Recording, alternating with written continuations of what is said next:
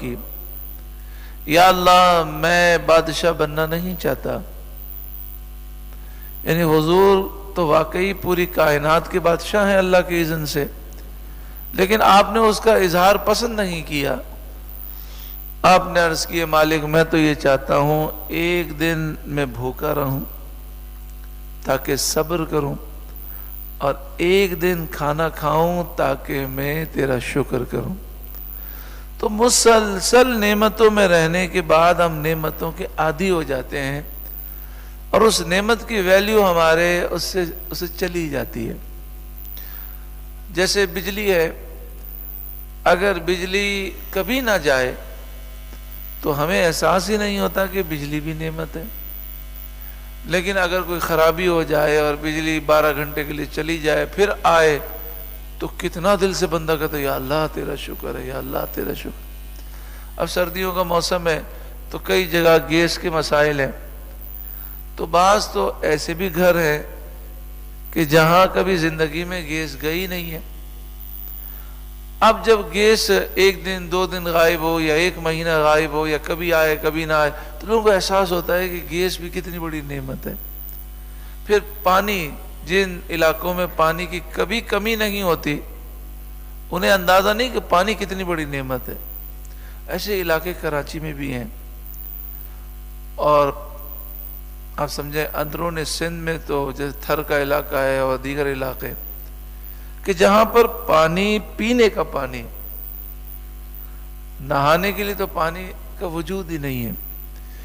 پینے کا پانی لینے کے لیے 4-4 میل 10-10 میل پیدل جانا پڑتا ہے، سواری بھی نہیں ہوتی، اور وہ بھی کبھی پانی ملتا ہے کبھی نہیں ملتا.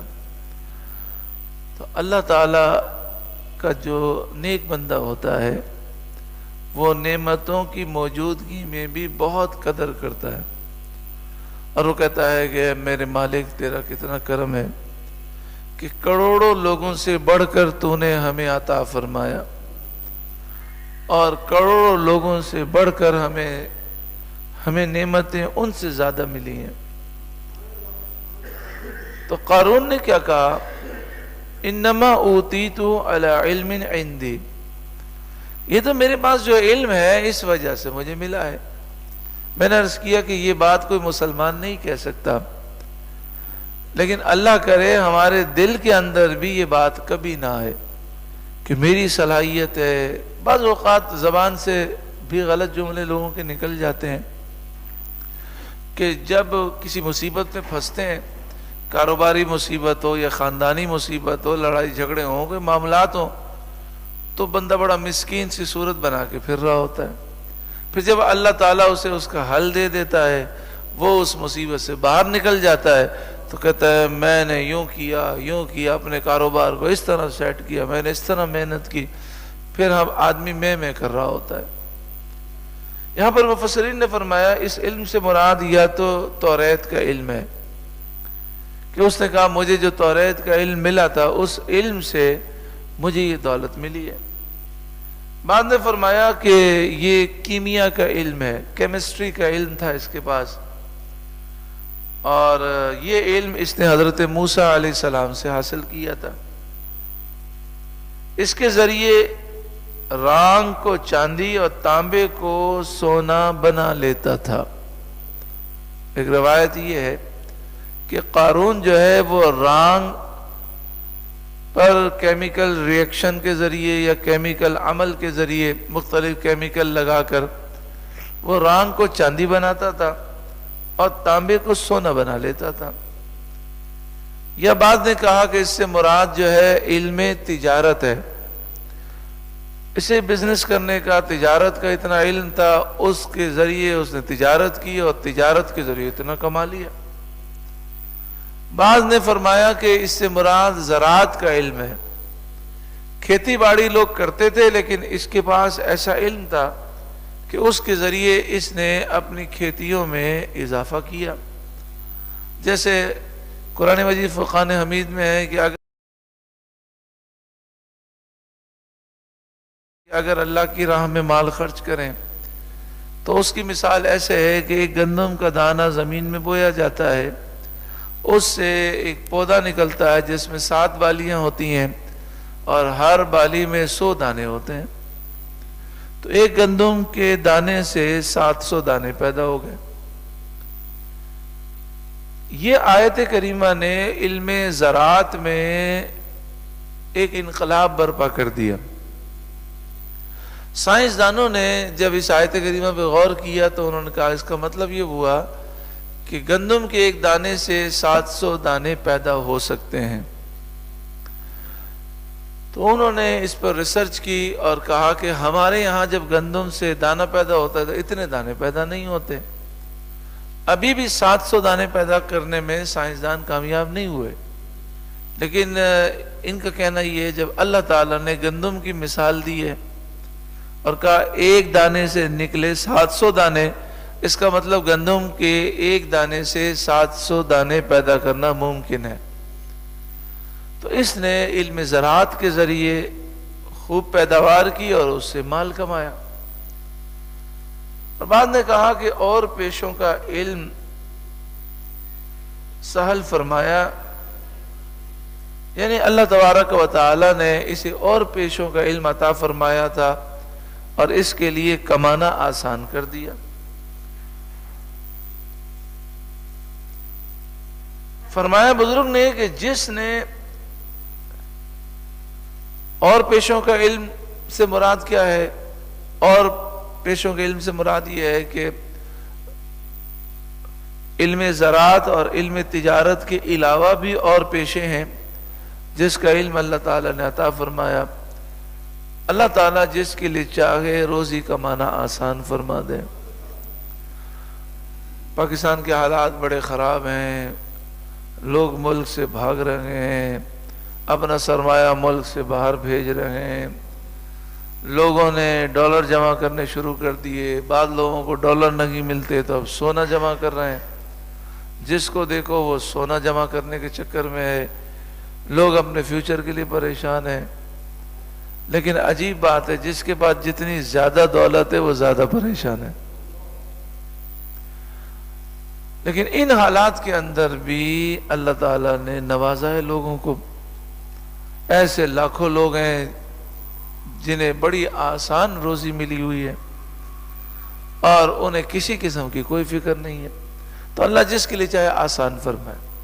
حضرت سہل رضی اللہ تعالیٰ عنہ نے فرمایا جس نے خود بینی کی فلاح نہ پائی، یعنی جس نے اپنے آپ کو کچھ سمجھا وہ برباد ہو گیا. تو کبھی اپنے آپ کو کچھ نہ سمجھو. اولم یعلم ان اللہ قد اہلک من قبلہ من القرون. اس نے جب یہ کہا کہ یہ تو مجھے میرے علم کی وجہ سے ملا، میری مہارت کی وجہ سے ملا، یہ تو میری محنت ہے. حالانکہ محنت کی طاقت دینے والا بھی اللہ ہے، جسم دینے والا بھی اللہ ہے، ہمیں پیدا کرنے والا بھی اللہ ہے، اور ہمارے لیے روزی کا حصول آسان کرنے والا بھی اللہ ہے. بعض اوقات ایک شخص بہت محنت کرتا ہے لیکن اسے ہر جگہ ناکامی ہوتی ہے، اور بعض اوقات ایک بندہ محنت بھی نہیں کرتا، غلطیاں بھی کرتا ہے لیکن دولت کے انبار لگ جاتے ہیں. تو رب کی مرضی ہے، مشیت ہے.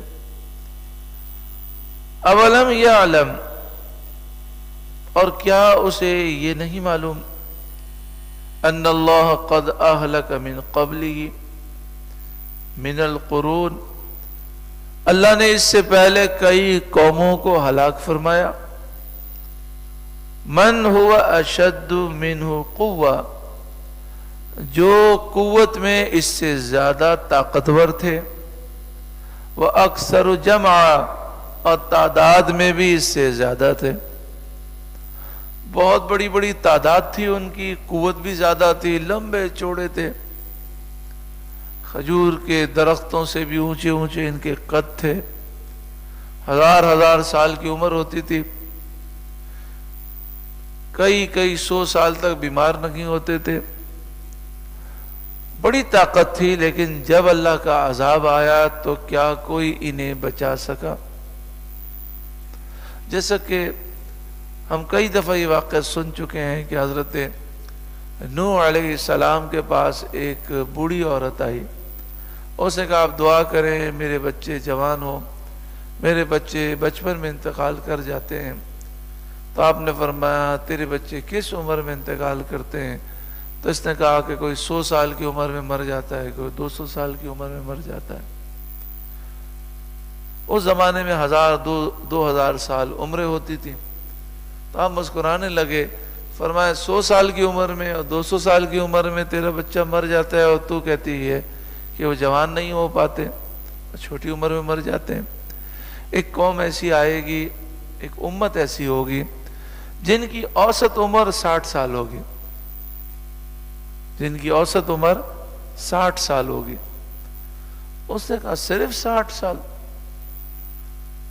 اگر مجھے پتہ چل جائے کہ میری عمر اوسط 60 سال ہے، عام عمر 60 سال ہے، تو میں تو اپنا سر جو ہے سجدے سے نہ اٹھاؤں، اتنے تھوڑے وقت میں کیا عبادت ہو سکتی ہے؟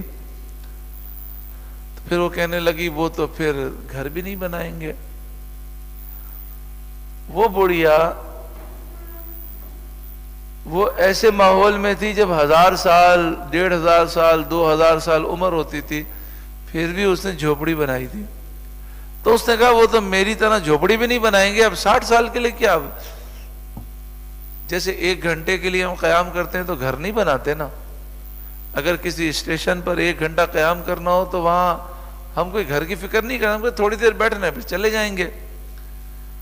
تو حضرت نوح علیہ السلام نے فرمایا نہیں، وہ اتنے حریص ہوں گے کہ بڑے بڑے محلات بنائیں گے، بنگلے بنائیں گے، بڑی دنیا کو آباد کریں گے۔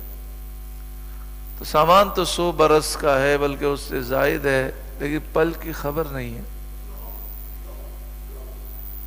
یہ باتیں میں کہہ رہا ہوں، اللہ مجھے بھی عمل کی توفیق دے، آپ کو بھی عمل کی توفیق دے۔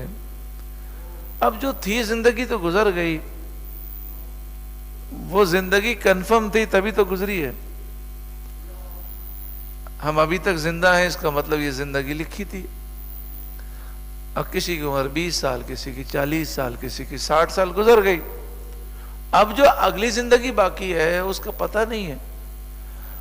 اور اگر ہم تصور کریں کہ بھئی زیادہ سے زیادہ کتنی عمر ہماری ہو جائے گی، تو کوئی کہے گا 10 سال، کوئی کہے گا 5 سال، کوئی کہے گا 20 سال۔ تو جب اتنی عمر گزر گئی، آگے بھی گزر جائے گی۔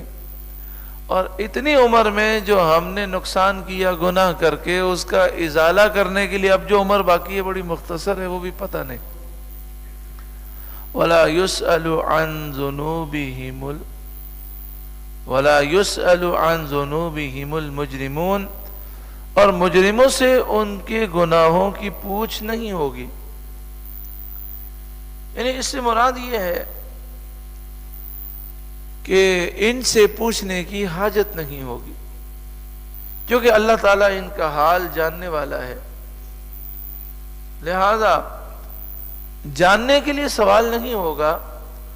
ہاں، کل بروز قیامت زجر کے لیے، توبیخ کے لیے، شرمندہ کرنے کے لیے سوال ہوگا کہ تو نے دنیا میں کیا کیا۔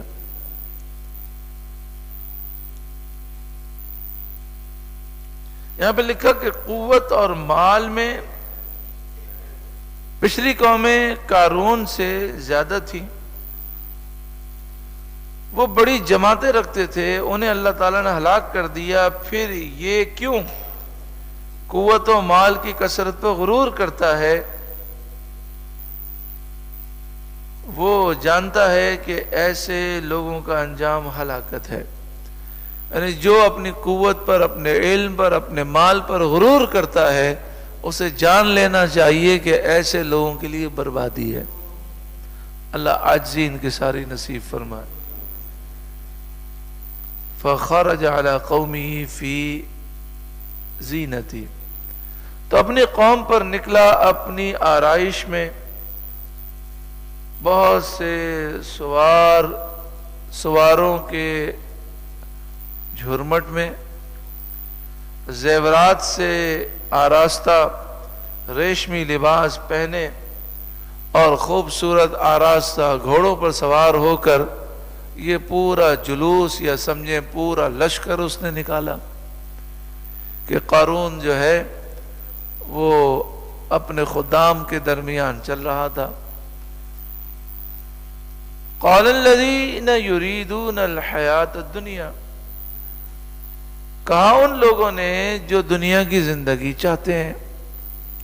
جیسے آج ہمارا حال ہے کہ دنیا سے متاثر ہو جاتے ہیں، یہاں تک کہ اگر سنی صحیح العقیدہ ہو، غریب ہو، پھر وہ بن جائے بد عقیدہ، اور بد عقیدہ بننے کے بعد وہ کروڑ پتی ہو جائے تو بعض لوگ اسے دیکھ کر بد عقیدہ ہو جاتے ہیں، متاثر ہو جاتے ہیں. ارے یار کیا بات ہے، یا لیت لنا مثل ما اوتی قارون. وہ کہنے لگے کسی طرح ہم کو بھی ایسا ملتا جیسا قارون کو ملا. انہ لذو حظ عظیم، بے شک اس کا بڑا نصیب ہے، بڑے نصیب والا ہے قارون. آج بھی یہی ہوتا ہے نا، نصیب کا مطلب ہم یہ سمجھتے ہیں دولت کی فراوانی ہو تو نصیب اچھا ہے بس. اچھا، بار بار مدینہ شریف جانے والا بھی نصیب والا نہیں ہے، بار بار حج کرنے والا بھی نصیب والا نہیں ہے، جب تک عقیدہ درست نہ ہو. اگر عقیدہ خراب ہے تو جتنے بھی حج کرے، جتنے بھی عمرے کرے، جتنی بھی دنیا گھومے، کوئی فائدہ نہیں ہے. اور پھر دوسری بات یہ ہے کہ صرف حاضری کی دعا نہ کریں. اللہ سے ہم یہ دعا مانگتے ہیں، یا اللہ ہمیں حرمین شریفین کی ایسی حاضری نصیب فرما جس میں گزارے ہوئے ہر سانس میں ادب ہو. بے ادب سے، بے ادبی سے اور بے ادبوں سے اللہ بچائے. کیونکہ اگر مدینہ شریف جا کر بے ادبی کرے تو ایمان ضائع ہو جاتا ہے. کئی لوگ مدینے سے آتے ہیں تو وہ بے ادبی کر کے آتے ہیں، بے ادبوں کی باتیں سن کے آتے ہیں، عقیدے خراب کر کے آتے ہیں. تو اللہ سے یہ عافیت مانگنی چاہیے، خیر مانگنی چاہیے. تو اللہ تعالیٰ بے ادبی سے بچائے، بے ادبوں کے شر سے بچائے، ان کی صحبت سے بچائے. کئی ایسے ہیں جو کبھی مدینے نہیں گئے، لیکن ان پر جو کرم ہے وہ کرم ہزاروں مرتبہ جانے والوں سے زیادہ ہے.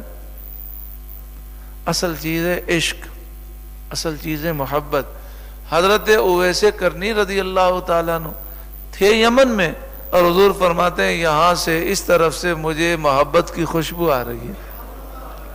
جب حضرت عمر رضی اللہ تعالیٰ عنہ اور حضرت علی رضی اللہ تعالیٰ عنہ ان سے ملاقات کے لیے یمن گئے اور ان کو جبہ پیش کیا تو انہوں نے سجدہ کیا اور طویل سجدہ کیا، کیونکہ حضور نے فرمایا تھا کہ جب اویس کرنی سے ملو تو اس سے